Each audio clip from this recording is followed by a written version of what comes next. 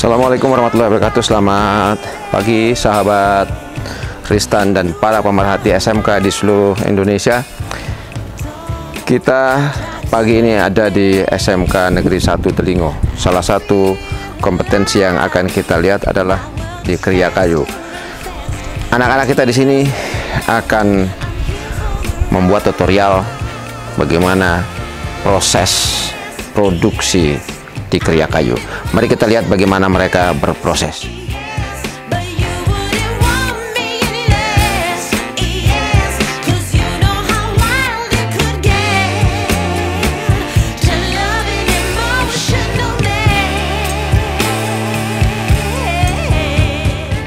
Terima kasih. Assalamualaikum warahmatullahi wabarakatuh. Selamat datang di SMK Negeri 1 Delingo, SMK yang ada di Yogyakarta. Kita jurusan Kriya Kayu. Kita akan memperkenalkan produk-produk yang ada di SMK Negeri 1 Delingo ini.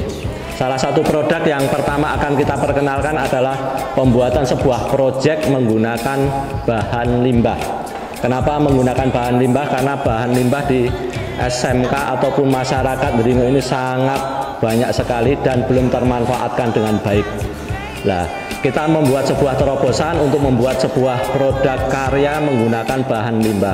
Harapannya ke depan kita pembuatan produk ini arahnya ke industri dan mempunyai ciri khas dari produk bahan limbah kayu ini.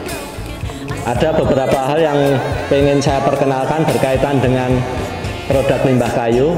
Produk limbah kayu adalah mungkin seperti ini, iratan-iratan kecil dari kayu sisa produksi atau industri yang ada di Delingo. Terus yang kedua, bahan ini sebenarnya sudah diolah, diirat, terus dijadikan bahan sesuai dengan ukuran. Terus yang kedua, ini nanti akan dipotong-potong, terus disusun menjadi sebuah susunan seperti ini. Bahan yang kita gunakan adalah bahan limbah kayu. Kayunya adalah kayu jati. Sedangkan untuk tengah ini adalah kayu jati Belanda. Tujuan untuk jati Belanda ini untuk memberi aksen warna kontras sekaligus menambah unsur estetika. Jadi setelah bahan-bahan yang kita siapkan, limbah kayu tersebut kita olah menjadi iratan, terus nanti kita potong dan kita susun menggunakan lem putih ini, ya. Setelah kita susun, kita rapatkan, kemudian kita klem menggunakan klem untuk merapatkan sambungan. Jadi setelah kita susun rapi dan kita klem dengan seperti ini. Ya. Setelah proses ini selesai, ini nanti kita tunggu kering beberapa saat. Kalau lem seperti ini mungkin butuh waktu antara 4 sampai 6 jam.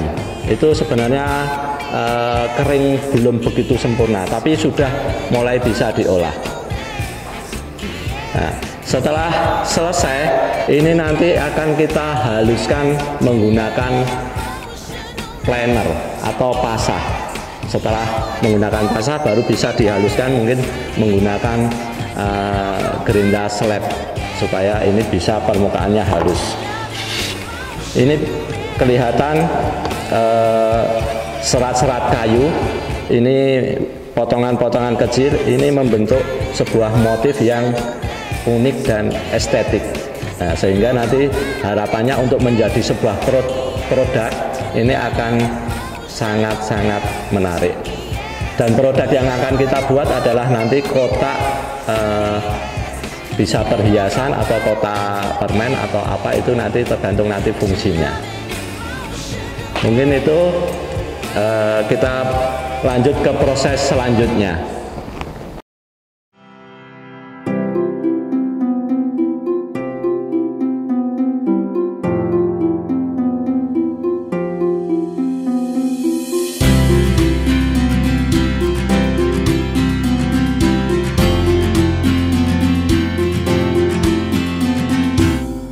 Baik, untuk proses selanjutnya setelah papan ini selesai, ini kita lakukan proses pemotongan. Tujuan proses pemotongan ini adalah dipotong bagian ujungnya supaya nanti ujungnya rapi dan sudah sesuai dengan ukuran. Papan ini nanti akan kita gunakan sebagai bodi produk yang akan kita buat. Oke, kita lihat proses selanjutnya akan dipotong oleh siswa kami. Terima kasih.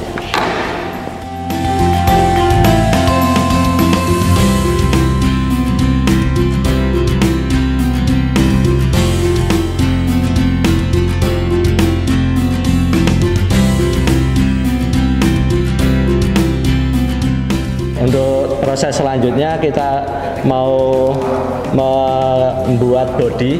Tadi sudah dipotong bagian ujung atas bawah. Kita akan mengukur bodi dan sesuai dengan ukurannya. Jadi ini nanti sekitar 12 cm, yang bawah ini 10 cm. Jadi nanti akan kita potong sesuai dengan ukurannya.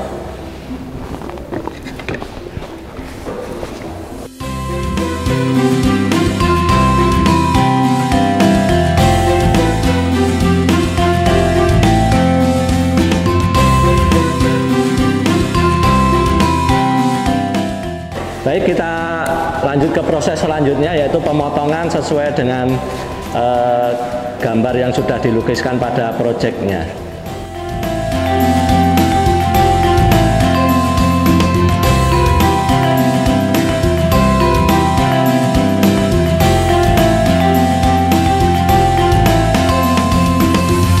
Untuk proses selanjutnya, setelah dipotong sesuai dengan gambar kerja, kita akan melakukan pemotongan atau frostek di bagian samping bodi. Ini nanti frosteknya ini memanjang. Kita akan menggunakan mesin frostek dengan mesin trimmer dengan mata 45 derajat, sehingga nanti kita menyambungnya 4 bodi ini dengan sambungan frostek memanjang. Baik, kita proses.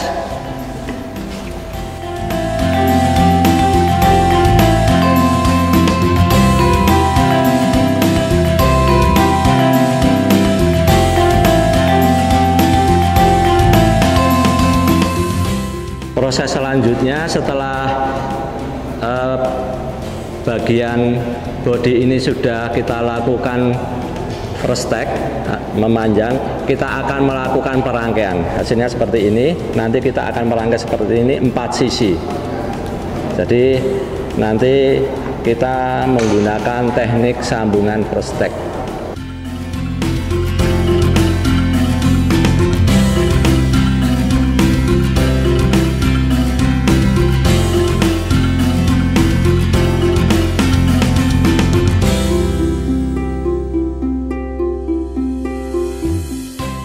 Sambil kita menunggu proses pengeringan lem, kita akan membuat kaki untuk bodi produk ini.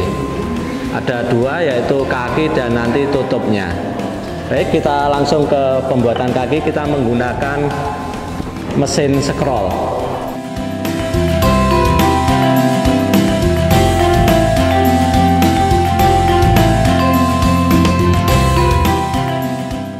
Untuk pembuatan tutup ini kita akan memiringkan 4 sisi yang ada di atasnya, sehingga kita menggunakan mesin gerinda slab.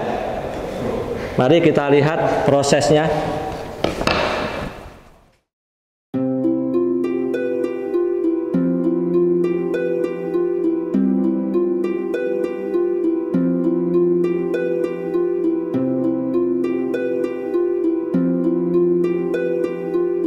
Untuk proses selanjutnya, ini adalah proses pemasangan kaki yang ada di bodi produk ini. Kita menggunakan lem dan kita press supaya nanti kekuatannya itu maksimal. Kita lihat prosesnya. Ini sudah mulai proses tadi pengeleman dan ini pengepresan.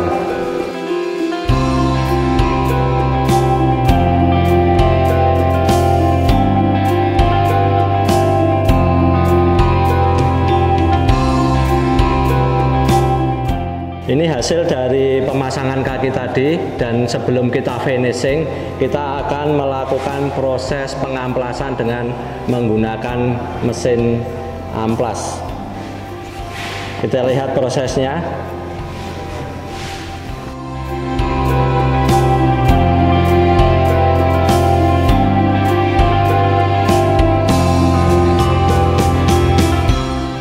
Ya, tibalah kita pada tahap akhir dalam sebuah proses, yaitu dengan finishing. Proses finishing ini kita menggunakan teknik water base atau teknik dengan pengaplikasian dengan menggunakan alat kuas. Dan yang kita terapkan adalah dengan natural. Ini tujuannya untuk memperlihatkan bahwa serat yang ada di kayu ini masih terlihat aslinya, sehingga serat-serat yang ada ini nanti tetap kelihatan keindahannya. Silahkan dipraktekkan, Mas. Jadi untuk teknik ini nanti bisa dilakukan atau diulang sampai 3 atau 4 kali. Setelah proses pertama, pelapisan pertama, ini nanti kita tunggu sampai kering dan dilanjutkan dengan proses pengamplasan, dan dilanjutkan lagi dengan proses pengolesan yang kedua, dan seterusnya, sehingga nanti hasilnya akan maksimal.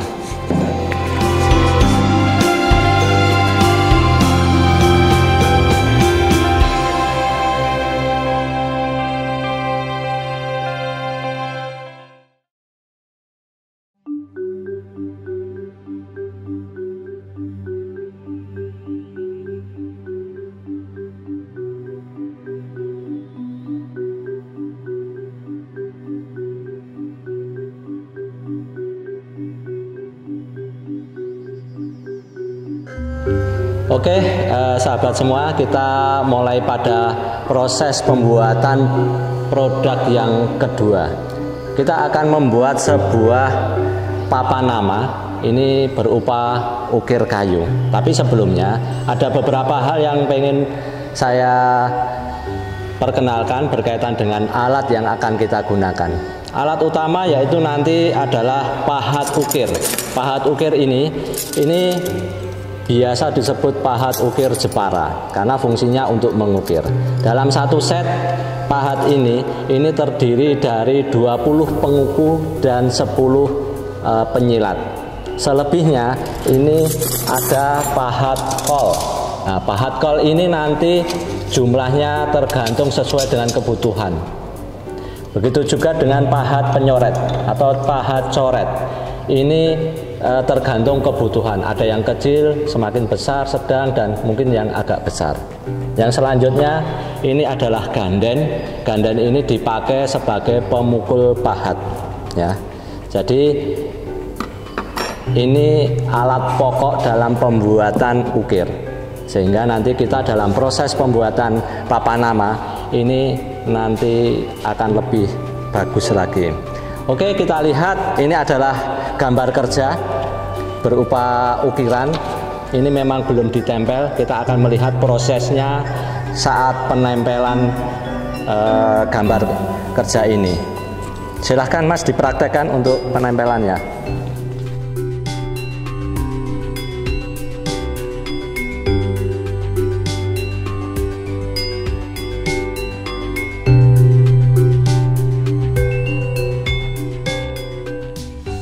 Untuk menunggu ini kering, ini memang butuh beberapa saat.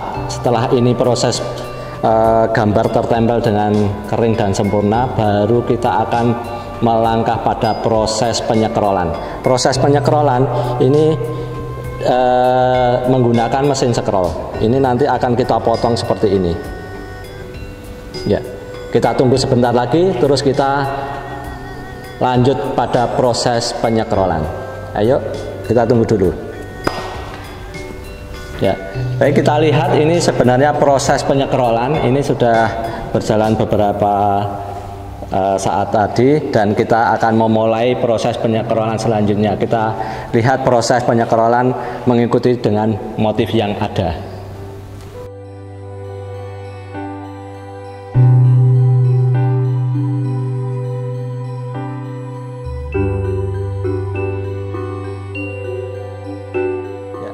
ini kita lihat hasil dari proses penyekrolan tadi.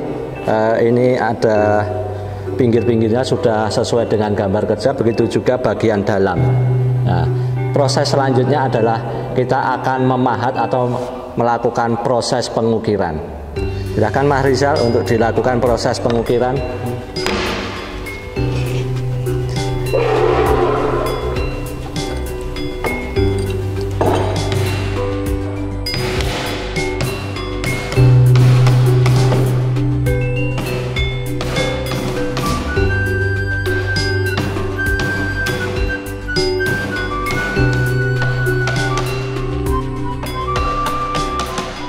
Baik, sobat semua, ini proses pengukiran sudah selesai, pencoretan dan lainnya sudah selesai, finish sampai di ukiran. Kita akan melangkah pada proses selanjutnya.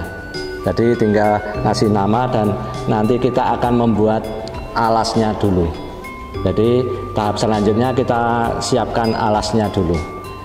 Yuk kita lihat proses selanjutnya. Untuk proses selanjutnya kita akan membuat alas papan nama tersebut. Ini terdiri dari 3 papan. Nanti ini akan kita susun jadi satu, sehingga nanti akan ada terap-terapnya. Tapi sebelum kita susun, ada langkah yang harus kita lakukan, yaitu kita akan membuat pinggir-pinggir ini nanti kita profil dulu supaya bentuknya itu akan lebih manis lagi. Oke, kita lihat proses yang akan dilakukan oleh Mas Rizal. Monggo Mas Rizal.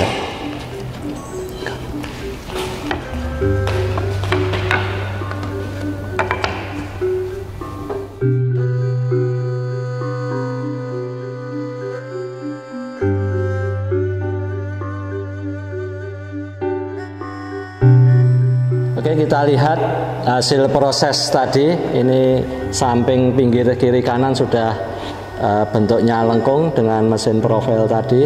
Kita akan menyusun menjadi satu nanti dengan lem. Ini yang atas besar tengah, terus bawahnya ini.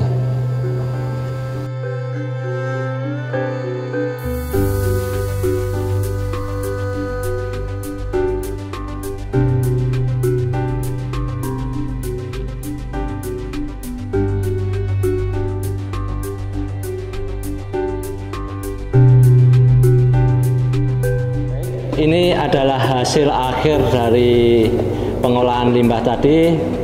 Ini produk yang kita hasilkan. Jadi ini pengolahan limbah, ini potongan-potongan limbah yang tadi, terus ini bagian dalamnya. Ini bisa kita manfaatkan sebagai kotak souvenir, kotak macam-macam sesuai dengan kebutuhannya. Ini hasil dari anak-anak SMK Negeri 1 Ndringo. Ya. Terus yang tadi ukir, ini hasil akhirnya seperti ini. Ini kebetulan ada pesanan dari Bapak Dr. Didik Wardaya SEMPD. Dia adalah Kepala Dikpora DIY.